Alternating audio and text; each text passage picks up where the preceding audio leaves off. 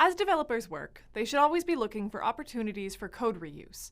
The software world is full of code reuse implemented in different ways, such as libraries, toolkits, and engines. Developers can save time and resources, and often get proven, robust solutions by reusing code. Reusing code is much faster than developing new code. Even if code has to be modified or adapted to the application, it's still faster than writing from scratch. This is one of the many reasons that well-written and well-documented code is important. One way to harness code reuse for efficient development is to treat a group of products as a product line or product family. These terms are fairly interchangeable, so we will use product line for the remainder of the lesson.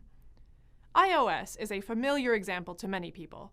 iOS was originally called iPhone OS and was developed for the iPhone, but due to its ease of use and popularity, it was a natural fit for other touch-based mobile products like the iPod Touch and iPad. The iPhone, iPod Touch, and iPad are an example of a product line. They all share the same operating system, so there is a lot of code reuse. However, there are important differences as well. The iPhone must implement telephone functions, such as connecting to cell phone networks and making voice calls and SMS messages. The iPad has a larger form factor, so it uses different visual layouts and is also compatible with different external hardware.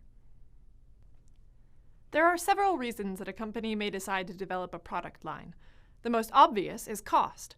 By reusing code between different products, the company has less development to do per product.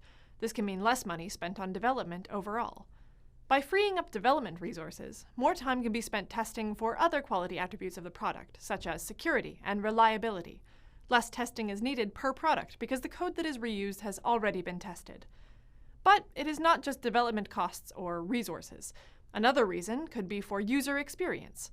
If several products share characteristics, this means customers and developers can move from one to the other with less of a learning curve and fewer surprises.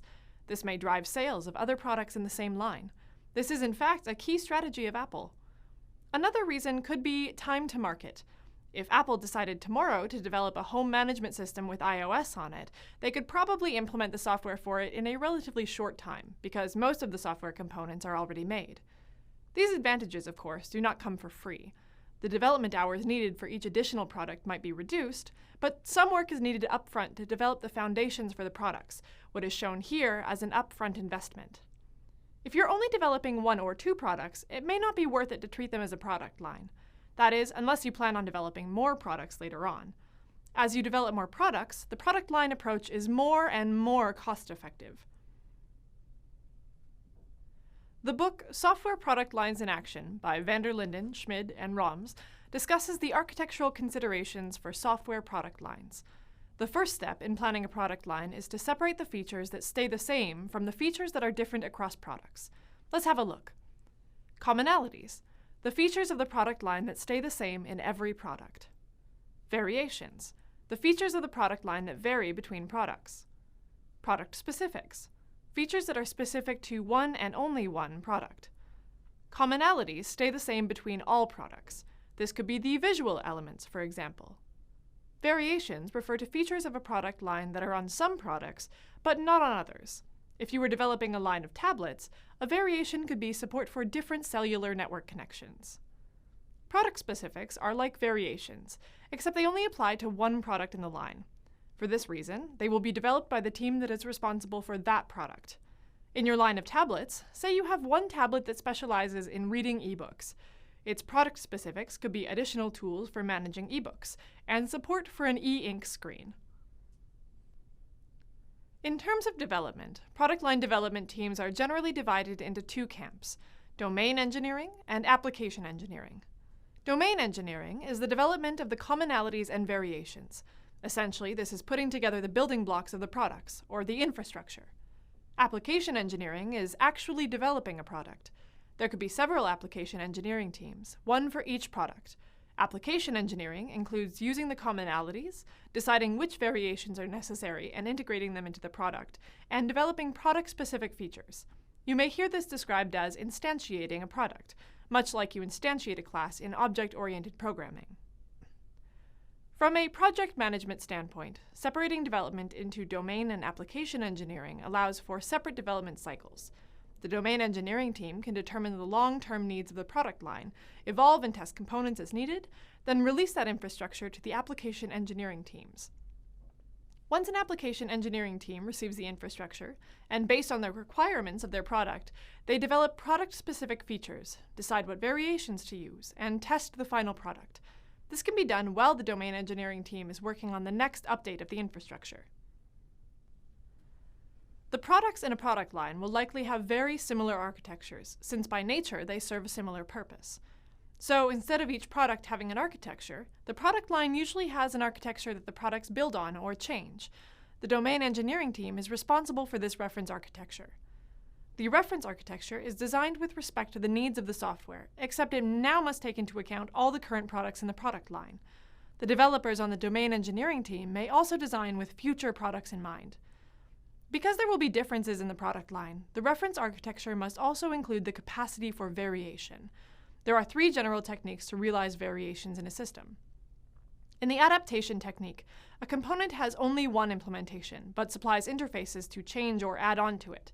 One way to adapt the component could be through settings in a configuration file. Another way is to add new methods or override existing methods. You could also use the replacement technique. In this technique, there could be a default component that is replaced with alternatives to realized variation. There may not even be a default. Instead, there is a gap in the system, and the developers must supply one of the components. The extension technique is like adaptation, except that a common interface is provided for all the variations to the system. These are often called extensions, add-ons, or plugins, like you would find in your browser or other desktop programs like Photoshop. Variations can be realized at different times, and different variations may actually come in at different stages. They can be formed very early on, such as during the design or development processes of the application engineering team. Variations can be formed when the software is compiled or built. Variations can be realized when the software is launched, like the plugins in your browser. They can even be realized dynamically after the software is launched, when they're needed. Making your variations so dynamic puts heavy pressure on your architecture to be highly modular. The nature of the variation, the type of reference architecture, and the software requirements will drive what variation techniques are available to you and how they're implemented. As with any design decision, there will be trade-offs to make when considering how to build variation into the architecture. Product lines, or product families, are an efficient way to use the power of code reuse in related products. Developing your products in a product line and reusing code allows you to save time per product by doing more upfront development. Usually, this is done by splitting development into domain engineering and application engineering. Product lines impose new requirements on the architecture. The reference architecture applies to all products in the product line, and it must handle both commonality and change. Designing this architecture and building in the capacity for variation will involve trade-offs just like any other design decision. The extra resources and the common code in product lines can be used for all kinds of good: reliability, user experience, security, time to market, and maintainability. Any developer with a product line of more than 2 products should consider this approach. Congratulations! You've gone through all the video content in this course. You've learned how to describe architecture visually, how to use a variety of common architectures, how to evaluate the quality of an architecture, and finally, how architecture relates to software development. Next up are the remaining capstone assignments. You'll practice the knowledge you just gained by documenting and explaining a system with a layered architecture. See you next time.